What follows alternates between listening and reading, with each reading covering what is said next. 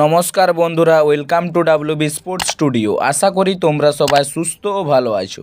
তো আজকের এই ভিডিওতে তোমাদের সাথে কয়েকটি গুরুত্বপূর্ণ বিষয় নিয়ে আপডেট দেওয়ার আছে। সেজন্য তোমাদের কাছে অনুরোধ, ভিডিওটি অবশ্যই শেষ পর্যন্ত দেখবে। ও চ্যানেলে যারা প্রথমবারের জন্য এসেছো, চ্যানেলটি অবশ্যই সাবস্ক্রাইব করে যাবে। সাবস্ক্রাইব করে একদম ফ্রি। প্রথমেই যে বিষয়টি নিয়ে আপডেট দেবো হায়দ্রাবাদ এফসিকে নিয়ে। তো হায়দ্রাবাদ তাদের প্রধান কোচ থাংবই সিংটোর সঙ্গে কিন্তু সম্পর্ক ছিন্ন করলো হায়দ্রাবাদ এফসি। বুধবার এই কোচের সঙ্গে কিন্তু তারা অফিসিয়ালি তাকে কিন্তু থ্যাংক ইউ জানিয়ে তার সঙ্গে কিন্তু সম্পর্ক ছিন্ন করলো। ক্লাবটির পক্ষ থেকে একটি বিবৃতি দিয়ে এই খবর জানানো হয়। গত মরশুমে হায়দ্রাবাদ যখন আর্থিকভাবে একটি খারাপ অবস্থায় পড়ে যায়, তখন কিন্তু ঢুকতে থাকা হায়দ্রাবাদ এফসি থেকে প্রধান কোচ মানালু মার্কেজ সহ ও মূল দলের অধিকাংশ ফুটবলার বেতন না পেয়ে চুক্তি ছিন্ন করে ক্লাব ছাড়েন। তখন কয়েকজন যুব ফুটবলারকে নিয়ে দলের হাল ধরেন তৎকালীন সহকারী কোচ থাংবই সিংটো। এই মরশুমের শুরুতে নতুন মালিক গোষ্ঠী হায়দ্রাবাদ এফসি পরিচালনা করা শুরু করার পর তাকেই প্রধান কোচের পদ রেখে দিয়েছিল। তবে কিন্তু এখন প্রায় 5 বছরের দীর্ঘ সম্পর্ক ভাঙল হায়দ্রাবাদ এফসি। বর্তমান সহকারী কোচ সামিল টিম্বাকাত এখন হায়দ্রাবাদ এফসির অন্তর্বর্তীকালীন কোচের দায়িত্ব সামলাবেন। তাহলে এবার হায়দ্রাবাদ এফসির নতুন কোচ কে হবে, তো এই বিষয়ে তোমাদেরকে জানিয়ে দিই।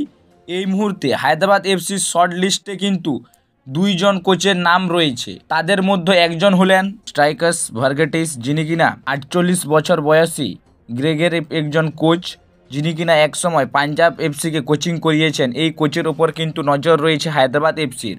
তো পরবর্তী যে কোচটির শর্ট লিস্টে রয়েছে পর্তুগালিন 43 বছর বয়সী কোচ জাও জানেরো। এই প্লেয়ারের প্রতিও নজর রয়েছে হায়দ্রাবাদ এফসির। তো জাও জানেরো তিনি কিন্তু এই মুহূর্তে উইদাউট ক্লাব রয়েছেন। তো এই বিষয়ে হায়দ্রাবাদ এফসির নতুন কোচের বিষয়ে কোনো আপডেট পেলে আমি তোমাদেরকে অবশ্যই জানিয়ে দেব। এর পরের যে আপডেটটা দেবো ইস্ট বেঙ্গলকে নিয়ে। তো ইস্ট বেঙ্গল তারা কিন্তু একটি বড় সিদ্ধান্ত নিয়েছে। এমন একজন ট্রেনার 42 বছর বয়সী স্পেনের এই ফিটনেস কোচ কার্লোস জেমিনেস সানচেজ, এই ফিটনেস কোচকে কিন্তু স্যাক করলো ইস্ট বেঙ্গল এফসি ম্যানেজমেন্ট। এর পরের যে আপডেটটা দেবো একটি খুবই গুরুত্বপূর্ণ একটি আপডেট মোহনবাগানকে নিয়ে। তো মোহনবাগানের তারকা মিডফিল্ডার গ্রেগ স্টুয়ার্টকে নিয়ে যে আপডেটটা দেবো, তিনি কিন্তু মোহনবাগানের যে পরবর্তী ম্যাচ রয়েছে এফসি গোয়ার বিরুদ্ধে অ্যাওয়ে ম্যাচ, সেই ম্যাচে গ্রেগ স্টুয়ার্ট অ্যাভেলেবেল থাকবেন কিনা সে বিষয়ে অনেকেরই প্রশ্ন ছিল।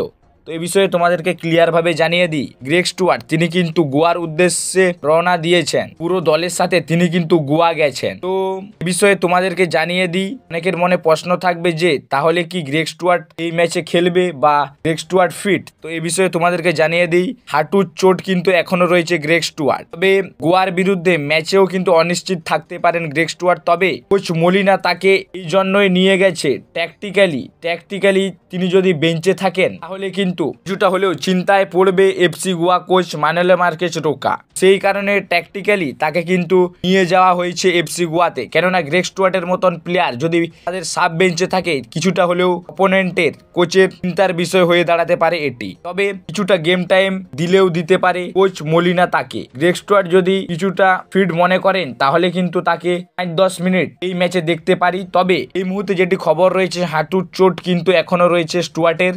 সেই কারণে গোয়ার বিরুদ্ধে ম্যাচেও তিনি অনিশ্চিত থাকবেন। তবে তাকে সাব বেঞ্চে দেখা যেতে পারে এমন একটি খবর রয়েছে। তো গ্রেগ স্টুয়ার্টকে নিয়ে এই আপডেটটি তোমাদেরকে শেয়ার করার ছিল। এর পরের যে আপডেটটা দেবো ইস্ট বেঙ্গলের তারকা প্লেয়ার নাওরেম মহেশ সিংকে নিয়ে। তো আমরা আগের ম্যাচে দেখেছি পাঞ্জাব বনাম ইস্ট বেঙ্গল ম্যাচে দেখেছি মহেশ সিং তিনি কিন্তু চোট পান, মাথায় কিন্তু চোট পান। তারপরে তিনি কিন্তু খেলার শেষে তাকে কিন্তু স্ট্রেচারে করে দেখা গেছে। তো এ বিষয়ে অনেকেরই একটি প্রশ্নচিহ্ন তৈরি হচ্ছে বা প্রশ্নর বাধা বাঁধছে যে তাহলে কি নাওরেম মহেশ সিংও ইনজুর্ড। তো এ বিষয়ে তোমাদেরকে জানিয়ে দিই, অস্কার ব্রুজো তিনি কিন্তু জানিয়েছেন যে আশা করা যাচ্ছে মহেশের চোটটি ততটা গুরুতর নয়। তাকে কিন্তু পরবর্তী প্র্যাকটিসে তাকে পাওয়া যাবে এবং পরবর্তী যে ইস্ট বেঙ্গল ম্যাচ রয়েছে সেই ম্যাচে মহেশ থাকবে, এমনই কিন্তু জানিয়েছেন অস্কার ব্রুজো। তো আজকের এই ভিডিওতে এই আপডেটগুলোই শেয়ার করার ছিল। ভিডিওটি ভালো লাগলে অবশ্যই লাইক শেয়ার ও আমার চ্যানেলে প্রথমবারের জন্য এসে থাকলে